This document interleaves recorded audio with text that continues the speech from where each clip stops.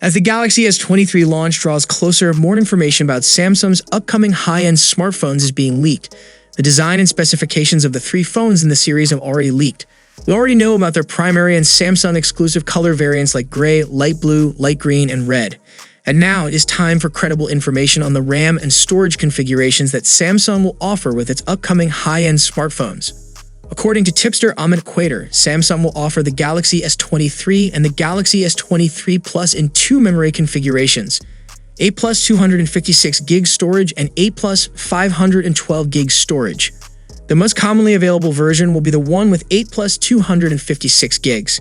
Meanwhile, the Galaxy S23 Ultra is claimed to be available in four configurations, 8 plus 256, 12 plus 256, 12 plus 512, and 12 plus 1 TB storage variants.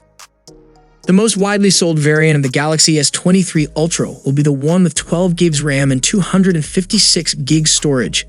Samsung is still not completely upgrading the base storage space with the Galaxy S23 series, though.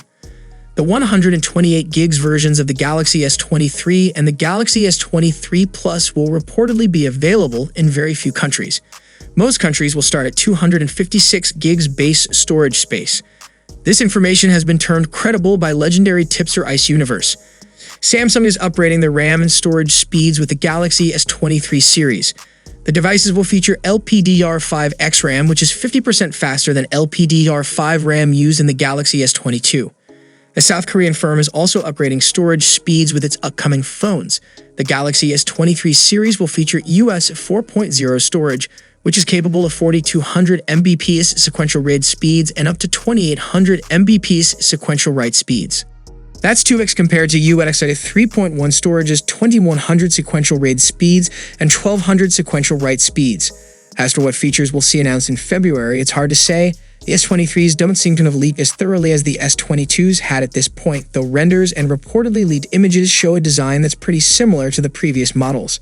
There are rumors that the S23 Ultra will have a 200-megapixel camera, which almost doubles the 108 megapixels resolution that's been available on Samsung's top-end non-folding phone since the S20 series. It's also a pretty safe bet that the phones will be powered by a Snapdragon 8 Gen 2 processor, at least in most countries. One big thing I'm keeping an eye out for is whether Samsung will mention Snapdragon Satellite at all.